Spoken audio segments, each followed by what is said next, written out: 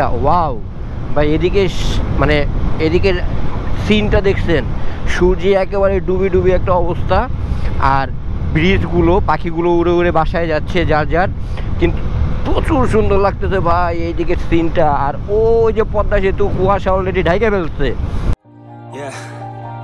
Everybody knows that I'm breaking down. Everybody knows I ain't faking now. Everybody knows my heart's faking now. Hello everyone, this is Mominul. Welcome back to my YouTube channel and Facebook page Popo Rider. তো এখন যখন যাচ্ছি express highway দিয়ে যাব বাড়িতে, হঠাৎ করে decision হলো, আর আম্মু একটু অসুস্থ, এই কারণে আর কি আমারও একটু বাড়িতে যাওয়া লাগবে, কারণ আমার একটু ট্রিটমেন্টের ব্যাপার স্যাপার আছে, এই কারণে যাচ্ছি বাড়িতে। মানে কোনো প্রকারের কোনো এই যে রাস্তার যে কাজগুলো চলতেছে, এই কাজগুলো কিন্তু বিশাল প্রাণদায়ক। ধুলা বালি আবিজাবি যে ঘাসগুলো আছে সেগুলো রাস্তায় গাড়ির চাকার সাথে বাতাসে উড়ে বেড়াচ্ছে এবং এগুলো চোখে যাচ্ছে, এটা একটু প্রাণদায়ক হয়ে যাচ্ছে। সো যেটা বলতেছিলাম যে এখন যখন বেরোইছি, বিকালের দিকে বেরোইছি দুপুরে খাওয়া দাওয়া করে, তো দুপুরে খাওয়া দাওয়া করে আর ভিডিও অন করতে পারিনি, বাসা থেকে রওনা দিছি। আর আমার বাসা মোহাম্মদপুর, সো মোহাম্মদপুর থেকে বছিলা দিয়ে যাওয়ার যে রোডটা, সেই রোডটা আমি শর্টকাট মারছি। আমি কিন্তু পুরো মেন ঢাকা থেকে বেরোই নাই, কিংবা মেন ঢাকা থেকে আসি নাই, আমি শর্টকাট মেরে আসলে বছিলাতে দিয়ে দেন আবদুল্লাপুর যে একটা বাজার আছে, আবদুল্লাপুর বাজারে এসে উঠছি, এবং আবদুল্লাপুর বাজারে এসে ওঠার পর এক হাইওয়ে একটা রোড, এক্সপ্রেস হাইওয়ে একটা রোড, সেখানে রাস্তার মাঝখানে লোক নামায় একটা অবস্থায়, তাও আবার ইউনিভার্সিটির গাড়ি, জগন্নাথ ইউনিভার্সিটি। এক্সপ্রেস হাইওয়েতে এরকমভাবে লোক নামানো কিংবা উঠানো উচিত না রাস্তার মাঝখানে স্টপিস ছাড়া, আর ভাইয়া স্টপিস ছাড়াই এই কাজটা করছে। তো ওই যে রোডটা, এই রোডটা শর্টকাট ছিল এবং খুব ভালো ছিল, একটু গ্রামের ভিতর দিয়ে হলেও শর্টকাট থাকার কারণে আমরা খুব শিগগিরই কিংবা খুব তাড়াতাড়ি আর কি পৌঁছে যেতে পারছি কিংবা আসতে পারছি। তো এখন অলমোস্ট আমি যখন বাসা থেকে রওনা দিয়েছি তখন 3টা সাড়ে 3টার মতো বাজছিল। এখন কটা বাজে জানি না, আমি ঘড়ির দিকে তাকাই নাই, ঘড়ি মানে টাইম দেখি নাই এখন পর্যন্ত। আর এক্সপ্রেস হাইওয়েতে ওঠার পরে টান দিছি, তো এখন ক্যামেরাটা অন করলাম যে আপনাদেরকে একটু এক্সপ্রেস হাইওয়ের বিকালের যে সৌন্দর্যটা, সবসময় তো যাই রাত্রে সকালবেলা, তো বিকালের যে সৌন্দর্যটা একটু দেখানোর চেষ্টা করি কিংবা একটু দেখাই। এই যে মসজিদটা, এই মসজিদটা কিন্তু সেই লাগতেছে, আর ওই যে সূর্য মামা ডুবি ডুবি অবস্থা, গোল্ডেন আভাটা পুরোপুরি পাওয়া যাচ্ছে কিংবা দেখা যাচ্ছে। আর এই যে হচ্ছে গিয়ে শ্রীনগর স্টেশন কিংবা শ্রীনগর রেলওয়ে, যেটাই বলা যাক না কেন কিংবা যেটাই বলা হোক না কেন। আর এগিয়ে যাচ্ছি, সুন্দর একটা ওয়েদার, সুন্দর একটা দিন। আজকে ঘুম থেকে উঠেই কেমন যেন একটু লাগতেছিল যে বাড়ি যাবো, সো সেই বাড়ি চলে আসা হয়েই গেল, কোনো ব্যাপার না। আর এক কথা হচ্ছে গিয়ে শ্রীনগর যে স্টেশনটা, এই স্টেশনের উপরের যে ঢালটা, এই ঢালটা কিন্তু জোস করছে। খাটকাটা ড্রেন, মানে পানি নিষ্কাশনের জন্য ড্রেনেজ ব্যবস্থা করে দিছে কিংবা ড্রেনেজ করে দিছে, এই ব্যাপারটা কিন্তু জোস হয়েছে, আসলেই জোস হয়েছে। এখানে আবার এই যে গাড়ি রাস্তার উপরে দাঁড়ানো, মানে স্টপিস এই সাইডে, সেই সাইডে দাঁড়ানো। আজকে এত ভিড়ভাড়টা কেন বুঝলাম না। আজকে ভিড়ভাড়টা হওয়ার কারণ হচ্ছে গিয়ে ঢাকায় একটু ঝামেলা চলতেছে,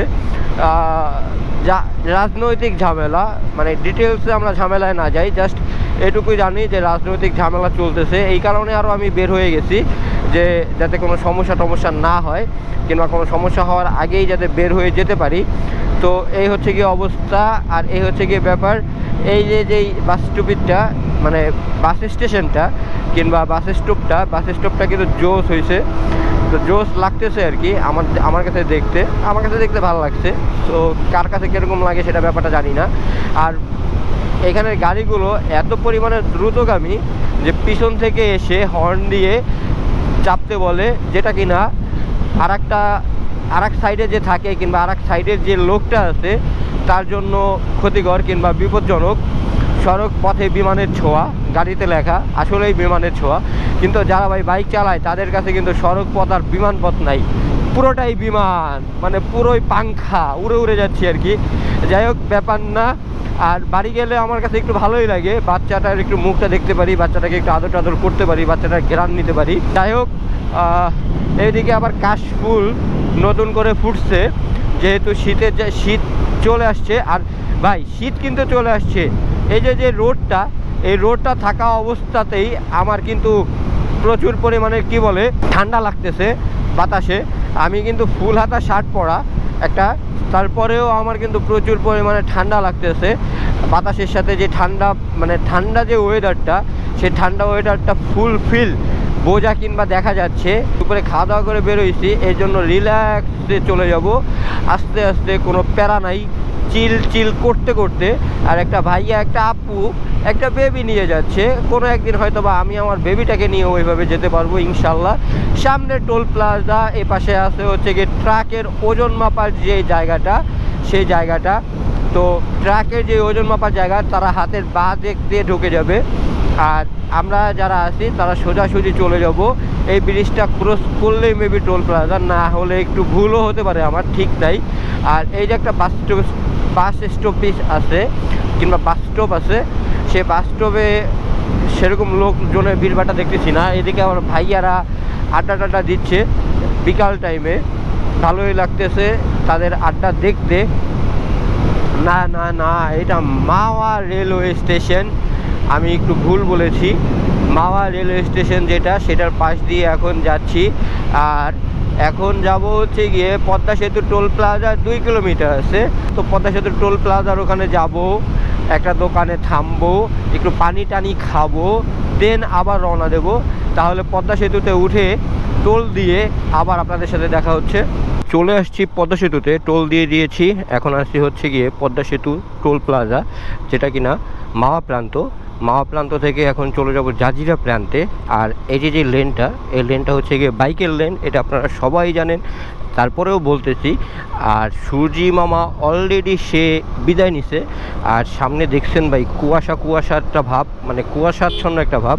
সবাই আর কি দাঁড়ায় টাড়ায় জ্যাকেট ট্যাকেট পরে নিতেছে। ওই যে ভাইয়াটা দাঁড়ায় জ্যাকেট পরে নিল, কিন্তু আমার তো জ্যাকেট নাই।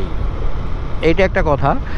একটা উইন্ডব্রেকার কিনতে চাইছিলাম, বাট উইন্ডব্রেকারটা কেনা হলো না। হুট করে ঢাকা থেকে বের হয়ে যাওয়া লাগতেছে দেখে উইন্ডব্রেকারটা কিনতে পারছিলাম মিরপুর যাব, বাট মিরপুরে যাওয়া হয়নি। আর উইন্ডব্রেকারটাও কেনা হয়নি। এখন উইন্ডব্রেকার ছাড়াই এই শীতের ঠান্ডা পোহাইতে যাওয়া লাগবে। আর করিম মোটরস টুঙ্গিপাড়া এক্সপ্রেসের যে হর্ন, সেটা ব্যার করতেছে। মেবি ঠান্ডা লাগছে আমার হর্নের মতন, বাট আমার হর্নটা চেঞ্জ করে যা হয়েছে না ভাই, আমার হর্নটা কিন্তু চেঞ্জ করে ভালোই হয়েছে। হর্নটার যে আওয়াজটা, ওয়াও ভাই। এদিকে মানে এদিকের সিনটা দেখছেন, সূর্যে একেবারে ডুবি একটা অবস্থা। আর ব্রিজগুলো, পাখিগুলো উড়ে উড়ে বাসায় যাচ্ছে যার, কিন্তু প্রচুর সুন্দর লাগতেছে ভাই এইদিকে সিনটা। আর ওই যে পদ্মা সেতু, কুয়াশা অলরেডি ঢাইকে ফেলছে এদিক দিয়ে, মানে যতটুকু আর কি দৃশ্যমান, ততটুকু দেখা যাচ্ছে, বাকিটুকু পুরাটাই কুয়াশায় ঢাকা আর কুয়াশায় আচ্ছন্ন। আর কিন্তু সূর্যিটা কিন্তু জোশ লাগতেছে ভাই। সূর্যিটা বিদায় নেওয়ার আগেই এখন যে অবস্থাটা, পুরো গোল্ডেন অবস্থা, পুরো লাল হয়ে আছে সূর্যি মামাটা। তাকে দেখতে খুব সুন্দর লাগতেছে এবং বিদায় দিতেও খুব সুন্দর লাগতেছে। জোশ একটা ওয়েদার, জোশ একটা সূর্যি, জোশ একটা ব্যাপার স্যাপার এদিকে দেখা যাচ্ছে। আর পদ্মা নদীর পানি অলরেডি শুকানো ধরতেছে, শুকিয়ে যাচ্ছে। এই যে চরগুলো পুরোটাই আর কি ডুবানো ছিল, কি বলো ওটাকে, পানিতে। এখন যেহেতু শীতকাল, পানির টান লাগতেছে কিংবা পানি শুকিয়ে যাচ্ছে, পুরোটাই একটা মানে শীত ফিল। সন্ধ্যার আগে যে শীতের যে ফিলটা, সেই ফিলটা পুরোপুরি পাওয়া যাচ্ছে। রাইড করেও জোশ লাগতেছে। যদি হালকা একটু গরম জামা থাকতো কিংবা একটা উইন্ডব্রেকার থাকতো, তাহলে আরেকটু শান্তির মতন রাইড করতে পারতাম কিংবা আরেকটু শান্তির মতন যেতে পারতাম। কিন্তু সর্বোপরি ভাই সূর্যি মামার কথাটা বলতে, ভাই মানে সূর্যি মামার কথা যতই বলবো ততই মানে কম হয়ে যাবে। কারণ সূর্যি মামাটারে দেখতে অস্থির লাগতেছে, অস্থির। আর এই যে দেখছেন কুয়াশা, মনে হইতেছে মেঘ নামে গেছে। এইদিকে কিন্তু পাহাড়ি একটা ফিল দিচ্ছে, না পাহাড়ি ফিল না, কুয়াশা না, এটা হচ্ছে গিয়ে নিচে মেবি আগুন ধরাইছে কিংবা ওই যে ঝাউবনগুলো আছে, ঝাউবনগুলোতে আগুন ধরাইছে, সেই কিংবা ধোঁয়া উঠতেছে নিচে, যে কোনোভাবে হয়তো বা আগুন টাগুন ধরছে কিংবা আগুন ধরাইছে কৃত্রিমভাবে, সেই ধোঁয়াটা উঠতেছে। এখন যখন যাচ্ছি পুরোটাই পদ্মা ব্রিজের উপর দিয়ে যাচ্ছি, স্বপ্নের পদ্মা সেতু যেটা আমাদের, সেই পদ্মা সেতুর উপর দিয়ে যাচ্ছি। আর পদ্মা সেতু হওয়াতে যে আমাদের কী পরিমাণের উপকার হয়েছে সেটা বলে বোঝানো যাবে না কোনোভাবেই। কারণ পদ্মা সেতু হওয়াতে আমাদের যেই এই নদীতে এত মানুষের জীবন গেছে লঞ্চ দুর্ঘটনায়, ফেরি দুর্ঘটনায়, কিংবা ট্রলার দুর্ঘটনায়, কিংবা নৌকা দুর্ঘটনায়। এটা অমায়িক অগণিত লোকের জীবন গেছে এই নদীতে, এই পদ্মা নদীতে। যখন আমরা যাইতাম তখন আমরা মাওয়া প্রান্ত থেকে লঞ্চে উঠতাম, লঞ্চে উঠে দেন আমাদের ঘাট পার হওয়া লাগতো। ওই পারে আর একটা গাড়ি থাকতো, যেই গাড়িতে আসতাম সেই গাড়ির আর একটা থাকতো, সেই গাড়িতে করে পরবর্তীতে আমরা চলে যেতাম কিংবা যাওয়ার চেষ্টা করতাম এভাবে। কিন্তু এখন পদ্মা সেতু হয়ে যাওয়াতে আমাদের কিন্তু সেই হ্যাসেলটা লাগতেছে না। আর পদ্মা সেতু ক্রস করতে কয়েক মিনিট, মানে 20 মিনিট 30 মিনিটের ব্যাপার, আমরা জাস্ট পদ্মা সেতু ক্রস করলেই হয়ে যাচ্ছে। আর তখনকার যখন আমরা লঞ্চে করে পার হতাম তখনকার যে সময়টা, তখনকার সময়টায় আমাদের মিনিমাম 1.5-2 ঘন্টা লাগতো নদী পার হইতেই। আর নদীর যে স্রোত কিংবা নদীর যে বিপদ, নদীতে লঞ্চ ডুবি কিংবা ট্রলার ডুবি আবিজাবি যেগুলো আছে সেগুলো তো ছিলই। পদ্মা সেতুর পিছনের কিছু অংশে লাইট জ্বালানো ছিল না, এইটুকুই আবার লাইট জ্বালানো, মানে উপরে যে ল্যাম্পগুলো, রোড ল্যাম্পগুলো জ্বালানো হয়েছে কিংবা জ্বালানো আছে। আর সুজি মামা আস্তে আস্তে সে ডুবি হয়ে যাচ্ছে, মানে বিদায় নিচ্ছে আস্তে আস্তে করে। আর এই যে সিনটা, এই সিনটা ভাই দেখা কিন্তু অমায়িক একটা দৃশ্য, অমায়িক একটা সিন, অমায়িক একটা জায়গা। আর এই সিন সবসময় কিন্তু পাওয়া যায় না, সবসময় আসলে ব্যাটে বলে মিলিয়ে সবসময় এই সময় করে এই রোডে কিন্তু আসাও হয় না, যে কারণে আর কি এই সিনটাও পাওয়া যায় না কিংবা এই ফুটেজগুলোও পাওয়া যায় না। যাই হোক, আপনাদেরকে একটু দেখানোর চেষ্টা করলাম সূর্যি মামার যে পড়ন্ত বিকেলে সূর্যি মামার ডুবন্ত অবস্থায় সেইটা। এটা হলুদ থেকে আস্তে আস্তে লাল আভা ছড়াচ্ছে, কারণ সূর্যি মামা ডুবে যাচ্ছে, এই কারণে আর কি আস্তে আস্তে সে লাল হয়ে যাচ্ছে। যাই হোক, আমি অলমোস্ট জাজিরা প্রান্তে চলে আসছি। এপাশে যে বিল্ডিংগুলো আছে সেই চিরচেনা বিল্ডিংগুলো, যেগুলো আর কি পদ্মা ব্রিজ শেষ হয়ে গেলে দৃশ্যমান হয়ে যায়, সেগুলো আর কি আস্তে আস্তে দৃশ্যমান হয়ে যাচ্ছে। সামনেও ওই যে ল্যাম্পগুলো কুয়াশায় ঢাকা দেখা যাচ্ছে। পুরা মানে শীতের যে ফিলটা, সেই শীতের ফিলটা পাওয়া যাচ্ছে। আর ঠান্ডাও লাগতেছে, প্রচুর ঠান্ডা লাগতেছে। যদিও আমি গরম জামা কাপড় পরি নাই, সেটা বড় কথা না, কিন্তু শীতের যে শীতের ফিলটা কিন্তু সেরকমভাবে পাচ্ছি না। কারণ রাইডিং যে এই সময়ের এই ফুটেজের যে উৎসাহ কিংবা এই ফুটেজের যে এক্সাইটেডমেন্টে আমি আর কি মানে এক্সাইটেড হয়ে গেছি, এই কারণে আর কি আমার সেরকম শীতও লাগতেছে না, মজাই লাগতেছে রাইড করে, এই কারণেও আরও ঠান্ডাটা লাগতেছে না সেরকমভাবে। কিন্তু ভাইয়ারা যেভাবে চালিয়ে যাচ্ছে পদ্মা সেতুর উপরে, এভাবে চালানোটা ঠিক না। আর এই যে কিছু কি বলো ওটাকে, বোকাচন্দ্রী দাস, তারা বসে বসে ছবি তুলতেছে পদ্মা সেতুর উপরে দাঁড়িয়ে। তাদেরকে আইনের আওতায় আনার লোক কই? পদ্মা সেতুর যে সিকিউরিটিগুলো আছে সেগুলো কই বুঝলাম না। এটা কিন্তু আসলে একটা বিপজ্জনক অবস্থা কিংবা বিপজ্জনক ব্যাপার স্যাপার। যাই হোক, আমি জাজিরা প্রান্তে চলে আসছি। আর ওই যে নিচে ভলিবল খেলা চলতেছে, এটা আর কি ভলিবল খেলাটা শীতের সময়, ভলিবল এবং র্যাকেট খেলাটা শীতের সময় বেশিরভাগ দেখা যায়, কিংবা শীতের সময় শীতের যে খেলাটা শীতের খেলার ভিতরেই পড়ে। আর এটা যেহেতু প্রশাসনিক এরিয়া, সেহেতু প্রশাসনিক যে লোকজন আছে তারাই বেশিরভাগ ভলিবল এদিকে খেলে। আর আমার এলাকায়ও ভলিবল খেলা হয়, ভলিবল যে খেলা হয় না তা না, ভলিবল খেলা হয়। সো গিয়ে দেখি যদি খেলতে পারি তাহলে খেলবো। ট্রাস্ট ব্যাংক যেটা আছে সেটার একটা সাইনবোর্ড আছে। তা আমি জাজিরা প্রান্তে অলমোস্ট নামে গেছি, পদ্মা সেতুর যে জাজিরা প্রান্তে। এখন হাতের বাঁয়ে ইন্ডিকেটার দিয়ে দেবো, মেন রোড দিয়ে যাওয়ার চেষ্টা করব এবং মেন রোড দিয়ে যাব, বেশি স্পিডে যাব না, যেহেতু এখন সন্ধ্যা হয়ে গেছে এবং শীতের সময় বেশি স্পিডে না যাওয়াটাই ভালো। জাজিরা প্রান্ত শরীয়তপুর, এই যে হচ্ছে গিয়ে জাজিরা প্রান্ত শরীয়তপুর এদিকে। যাই হোক, এখন আপাতত বিদায় নিচ্ছি, তাহলে আবার নেক্সটে কোনো এক জায়গায় গিয়ে আপনাদের সাথে আসার চেষ্টা করব। তো অলমোস্ট সন্ধ্যা হয়ে অবস্থা, ভাবলাম যে সন্ধ্যার আগে আপনাদের কাছ থেকে বিদায় নিয়ে নেই। আর রাস্তার যে রাস্তার সৌন্দর্যটা ভাই অমায়িক সৌন্দর্য। শীতের যে সৌন্দর্য, শীতের যে আগমনী বার্তা সেটা ফুলফিল রাস্তায় আছে।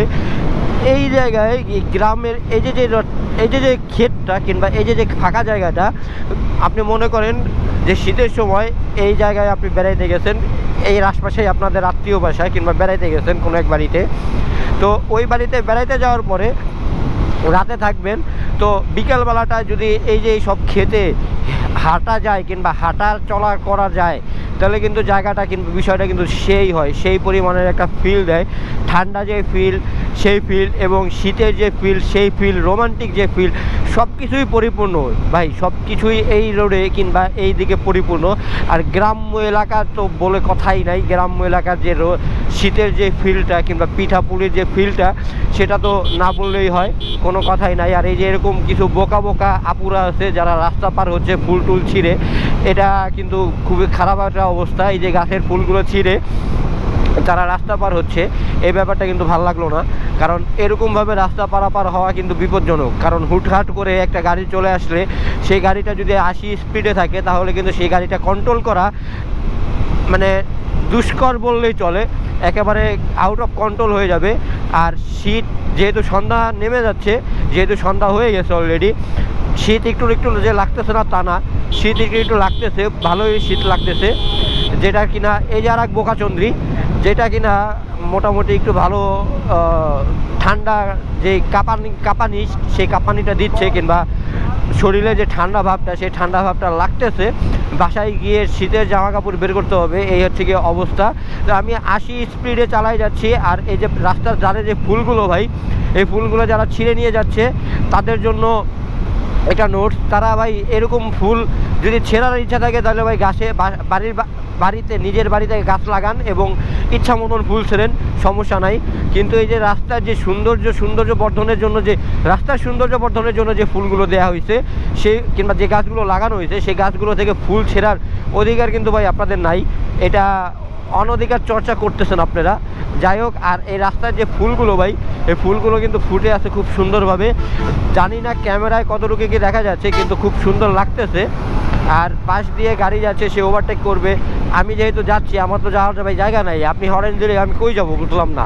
এইসব বোকাচন্ডী দাস গাড়ি ড্রাইভারগুলো কই থেকে যে আসে, সে ওভারটেক করে, সে পিছন থেকে ওভারটেক করুক কিংবা সামনে গিয়ে ওভারটেক করুক। যাই হোক, এর জন্য কিন্তু আরও বেশি দুর্ঘটনা হয়, এটা একটু আমলে নেওয়া উচিত এগুলো।